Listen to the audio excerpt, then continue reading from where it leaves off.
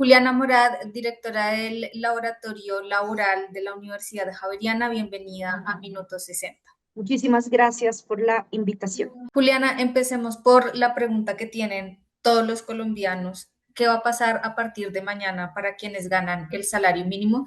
¿Y qué va a pasar con esos trabajadores que, si bien hoy no están clasificados como salario mínimo, con este aumento del 23% sí quedarían por debajo de ese valor? Por ejemplo, quienes hoy tienen un salario de 1.500.000, a partir de mañana ya estarían por debajo.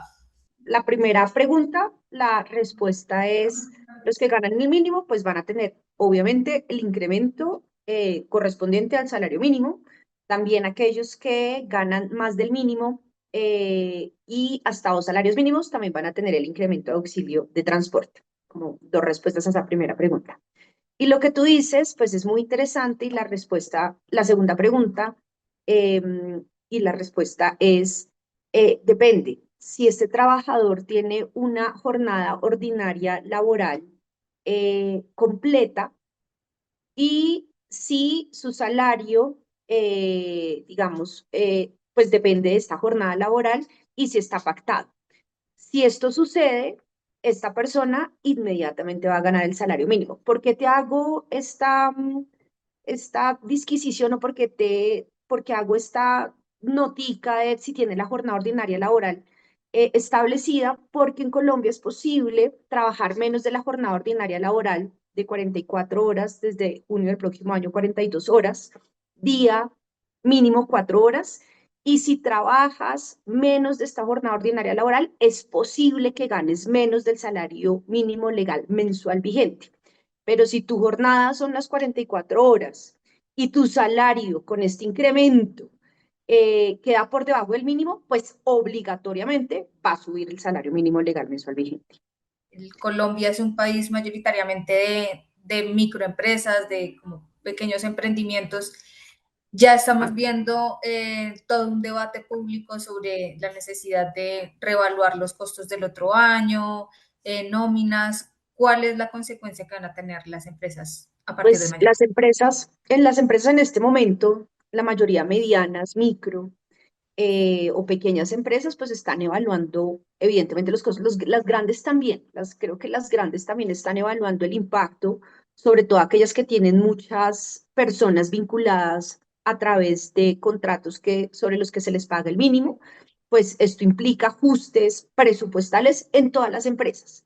Las grandes tendrán algún margen, tal vez le trasladarán los costos al consumidor, y tenemos que estar muy pendientes y muy atentos de los sectores que son intensivos en mano de obra, que se paga sobre el mínimo, que tienen la posibilidad de hacer ajustes y trasladarle los precios al consumidor. Por ejemplo, restaurantes, eso va a pasar, es uno de los sectores que más se ven afectados con el incremento del mínimo. Ocio, también es un gran sector. Turismo, que también es un sector que puede rápidamente acoplarse si es una gran empresa. Si es mediana, pequeña o micro, pues ya empiezan a tomar no decisiones exclusivamente de subir precios, sino decisiones relacionadas con su conformación de trabajadores.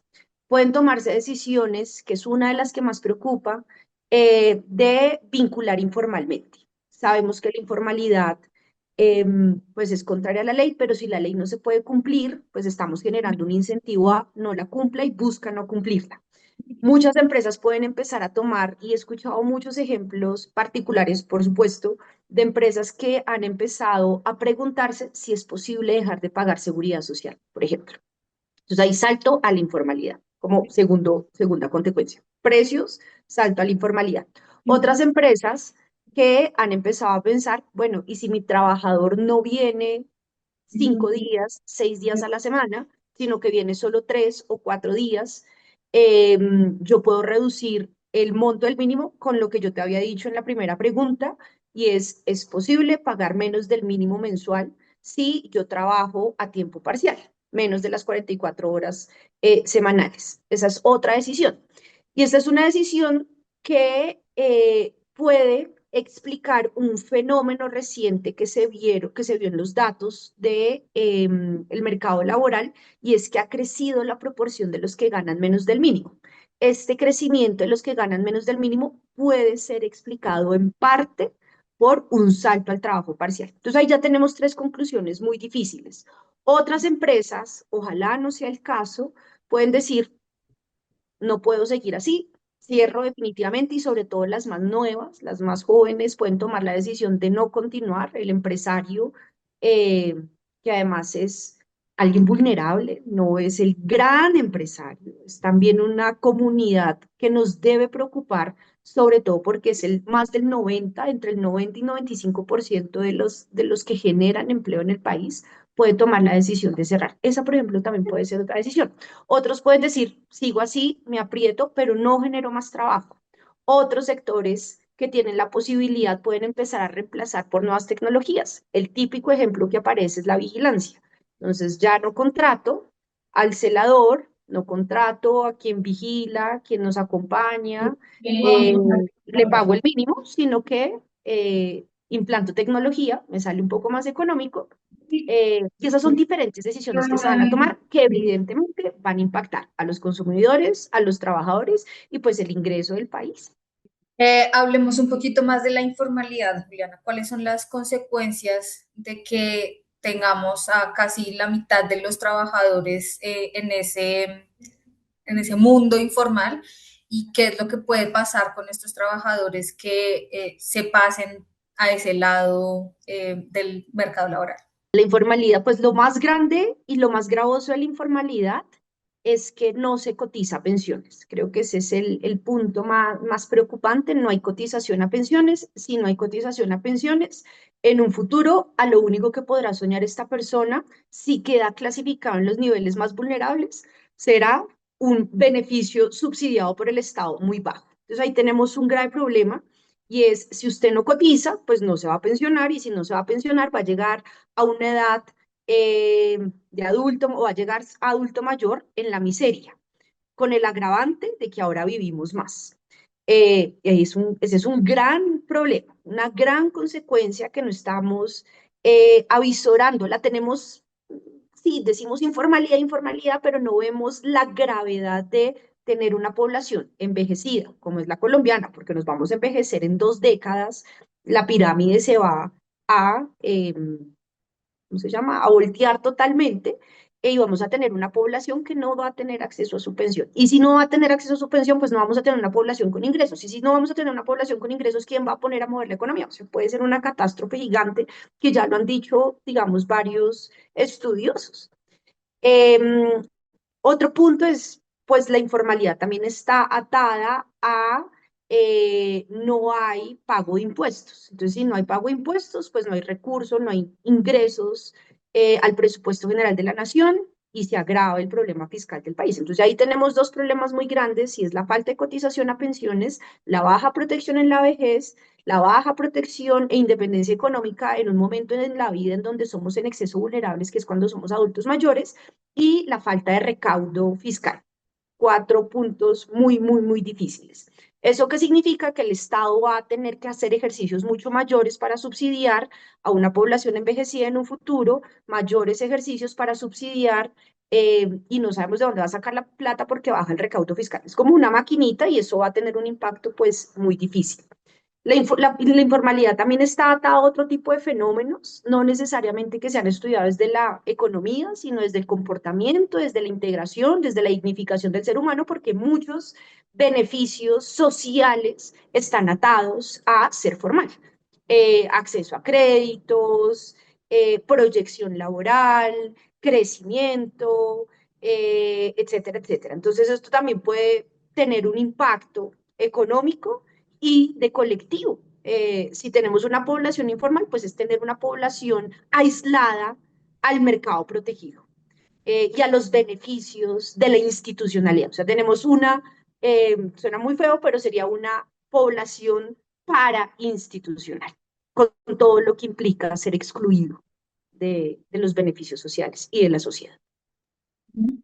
Bien, hablemos ahora de lo que puede ser positivo para los trabajadores y los pensionados que, como están en un salario mínimo, pues van a recibir este incremento a partir de mañana. Por supuesto, hay varias cosas que de hecho las estuvimos pensando ayer, del sistema de pensiones que te voy a compartir. Para los trabajadores que ganan el mínimo, pues fantástico, o para los que se ven favorecidos, que ahorita empiezan a ganar el mínimo, como el ejemplo que tú me ponías al comienzo, y yo ganaba 100.000 pesos más que el mínimo, eso significaba que si estaba por encimita del mínimo, me iban a subir conforme a las variaciones del IPC. Ahora que ya ingreso por esta subida tan grande al grupo del mínimo, pues se me va a subir evidentemente los ingresos y va a tener el incremento del 23% y no solo el 6% o del 6%, 7% que me aplique o que le va a aplicar la empresa a los demás trabajadores. Entonces, estas personas van a tener un ingreso superior. Entonces, eso pues es algo positivo para estas personas, van a ganar más. Sin embargo, yo no sería, me parece que no es bueno ser partidario de una postura egoísta en donde beneficiamos a un trabajador de 10 trabajadores a costa de los 9 restantes. Creo que siempre es bueno mirar en cada punto el lado oscuro de esta decisión. Entonces, hay un beneficio, pero no lo veamos egoístamente. Las pensiones en el sistema pensional, nosotros hemos identificado 3 efectos. El primero, pues los trabajadores, los pensionados que ganan un monto pensional, una mesada pensional de un mínimo, pues se les va a subir su mesada pensional, que es la gran mayoría. Segundo punto, cuando uno liquida la pensión de vejez en el régimen de prima media, sigue una formulita.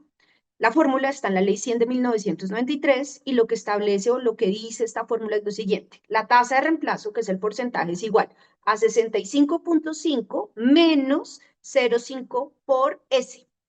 Ese corresponde al ingreso base de liquidación, que es el ingreso promedio sobre el que se me va a liquidar la pensión, que pueden ser o son por lo general, los 10 últimos años de mi vida, el ingreso que recibí los últimos 10 años de mi vida laboral, sobre el ingreso base, sobre el salario mínimo legal mensual vigente.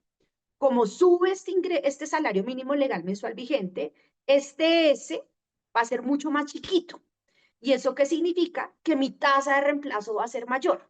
Entonces vamos a tener, gracias a esta subida del salario mínimo, un porcentaje mayor de liquidación o una tasa de reemplazo aplicable a mi pensión mayor, lo que se traduce en pensiones mayores. Entonces ahí tenemos un doble impacto. No solo va a subir la pensión, no solo le va a subir la pensión a los que ganan el mínimo, los que reciben una mesada pensional del mínimo, sino que ahora los que se van a pensionar van a tener pensiones mayores por este cálculo que te acabo de decir y por este factor que se llama S, que se calcula IBL sobre salario mínimo sin subir ingresos de su vida laboral. Entonces, esto nos va a hacer que se calculen, que se accedan a pensiones mayores.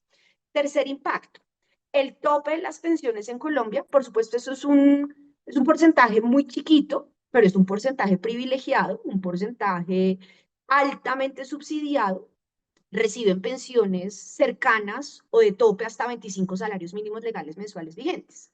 25 salarios mínimos legales mensuales vigentes ahorita van a ser, el monto va a ser mucho más alto. Entonces se corre el tope. Entonces ahí tenemos un tercer impacto. Suben las pensiones del mínimo, que es la gran mayoría de pensionados en Colombia, que están entre 1 y 2 salarios mínimos legales mensuales vigentes. Vamos a acceder a pensiones más altas, que es algo bueno. Y tercero, se corre el tope, es decir, vamos a poder acceder a pensiones más altas, pero esto es para un grupo privilegiado muy chiquito. ¿Qué puede uno ver ahí? Pues interesante, porque voy a tener pensiones más altas, los pensionados que reciben pensiones más bajas van a poder ganar mayor, van a poder recibir más ingresos, no obstante con el efecto que tenga el salario mínimo en la economía, de subida de precios, servicios públicos, etcétera. Y vamos a tener pensiones más altas para el grupo privilegiado chiquito. Puede haber cosas positivas ahí. Nuevamente, para no verlo de manera egoísta, la pregunta que uno se tiene que hacer es, ¿esto cuánto le va a costar al país? Los cálculos que han hecho solo han sido y los han hecho muy rápido, para el incremento de las pensiones en un monto mínimo que corresponde a 4 billones. Los demás cálculos no se han hecho. Entonces ya 4 billones es un montón. Y con los problemas fiscales que tenemos, ahora sale un decreto que nos va a poner más impuestos para financiar, eh, pues la pregunta es, ¿de dónde va a salir la plata? Estamos Digamos, eso es una preocupación y ahora con el decreto que sale que nos impone impuestos, que evidentemente contradice la Constitución porque no lo puede hacer el presidente, pues van a agravar más a la clase media, que además se está viendo impactada con reforma laboral y subida exponencial del PIB. Hablemos un poquito más, por favor, de esa liquidación del régimen de prima media, no solo porque nos genere más costo a la nación, sino también porque están ya hablando de, para quienes están en el RAIS, en el sistema el privado, Ahora digamos, igual. Ujú. ajá, de ahorro individual. Eso significa también que el fondo de garantía de pensión mínima se va a agotar más rápido. Claro. ¿Esto qué significa pues cuál va a ser el impacto para los trabajadores o para los cercanos a pensionarse? Muy interesante también. Otro efecto del sistema pensional, hay otro cuarto efecto, tenemos ahorro individual se liquida de manera diferente, pero sí, pero tenemos una figura muy parecida a lo que sucede en prima media, que es 1.150 semanas, edad, no capital suficiente para pensionarte por vejez, te aplica garantía de pensión mínima que te reconoce al menos una pensión en un monto igual al salario mínimo legal mensual vigente, por supuesto. Esto se va a agotar más rápido, esto lo subsidian los afiliados.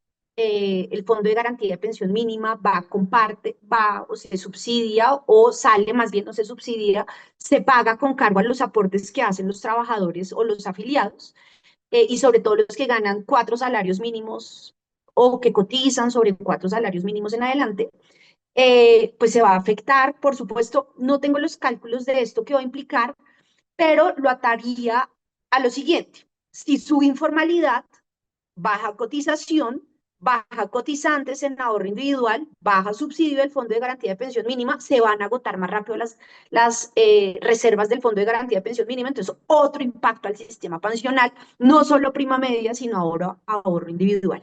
Y nuevamente la pregunta es de sostenibilidad. ¿Y qué va a pasar con esta población, con nosotros, que somos los que vamos a vivir en 2 décadas el impacto del sistema pensional, y donde no somos pocos, sino donde va a ser la gran cantidad de los colombianos? Creo que el impacto es mucho más gravoso a largo plazo.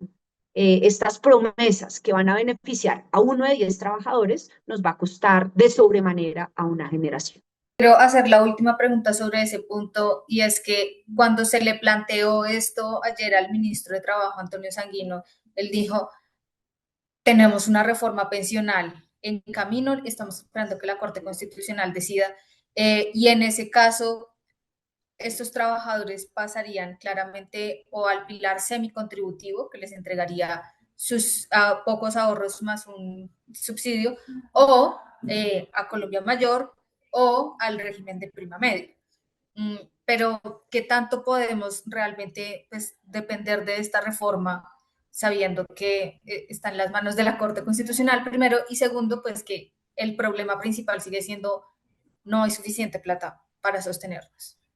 Pues evidentemente esta reforma trata de controlar uno de los grandes problemas que tiene el sistema pensional colombiano creado bajo la Ley 100, y es los altos subsidios que existen en en prima media, porque crea el sistema de pilares y prima media va a tener el tope de 2,3 salarios mínimos legales mensuales. Ahí se controla algo.